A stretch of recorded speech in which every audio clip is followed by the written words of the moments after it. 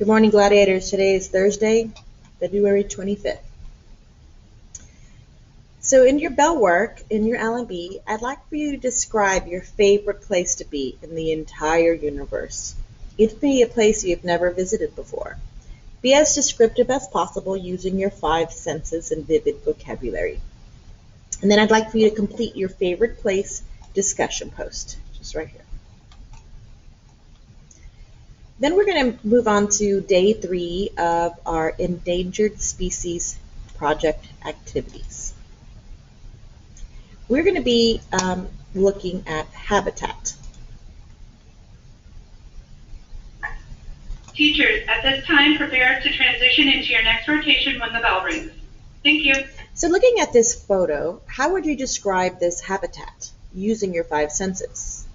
Type your best sentence in the chat or write it in your L&B. Can you find beauty in this place?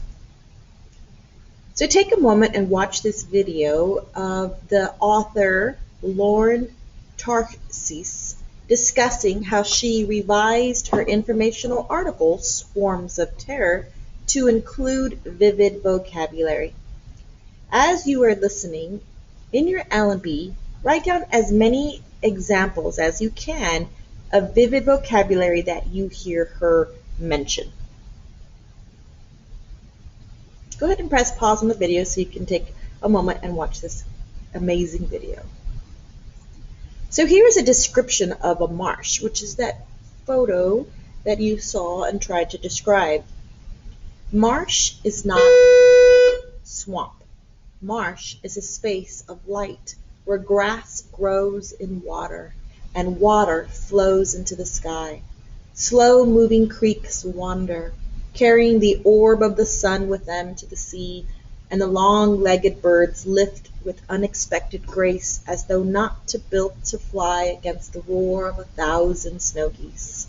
Then within the marsh, here and there, true swamp crawls into low-lying bogs, hidden in clammy forests.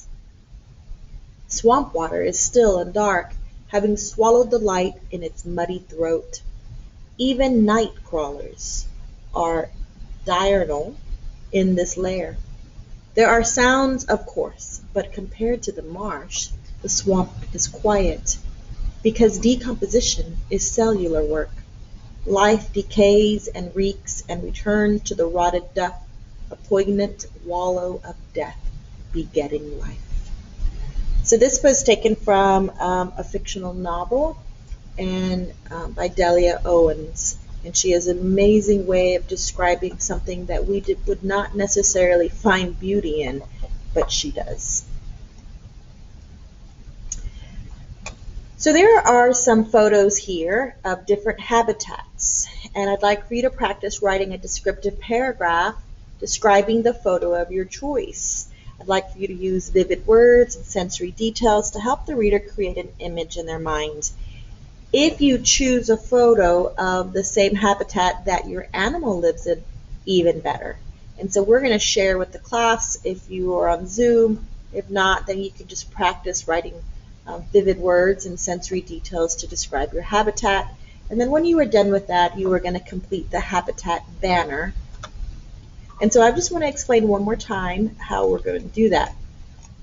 So this is our daily folder. If I back out to my week 24 folder, here's where I'm going to start keeping all our projects that last over days, so I don't have to move them and don't have to search for them every day.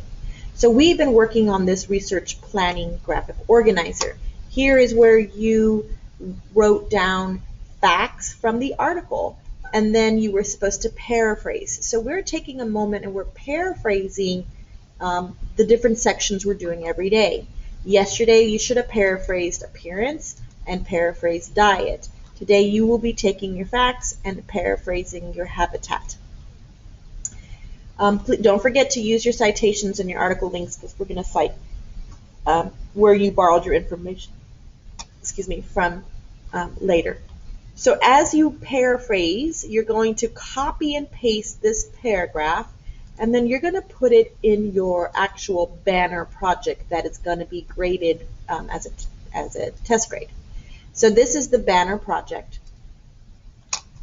And it starts off with examples. So no one is doing black rhino. This was an example that you can see. So here is the appearance example. This is the paraphrased paragraph. They put a photo and the title.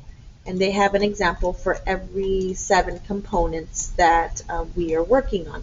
So if you scroll down to slide 13, here is the blank banner. If we were to cut them out and put them on a string, we would have a banner. That's why it's called a banner. So this should say appearance. This should be a photo. And here is where you will paste your paraphrased paragraph that we wrote yesterday. This is appearance. This is diet. And then today we're doing habitat. So you can delete all those examples if you'd like and just work with the blank banners. But so after today, you should have 3 complete: appearance, diet, and habitat. Tomorrow we'll be doing another banner. And so we might do 1, we might do 2 a day. We'll be finished by next Wednesday, and then you will submit it for a test grade. So after you are done with that, we are going to read chapter 10. Now I know this was assigned yesterday, but I gave the kids a day off from reading so that they could catch up with their research and their banners. And so if you've already read chapter 10 of Refugee, then you're fine. You can have your break today. And then if you back out into week 24, that's where you'll find our Refugee Project Part 2. And then, so for chapter 10, you would go to the slide that has a 10 on it.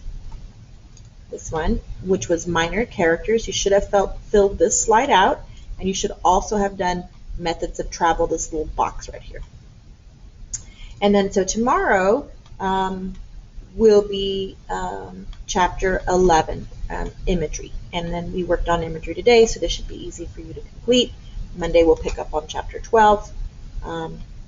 And that's it. That's all I have for you today, Gladiators. Don't forget to do your discussion posts, and I hope you have a wonderful day.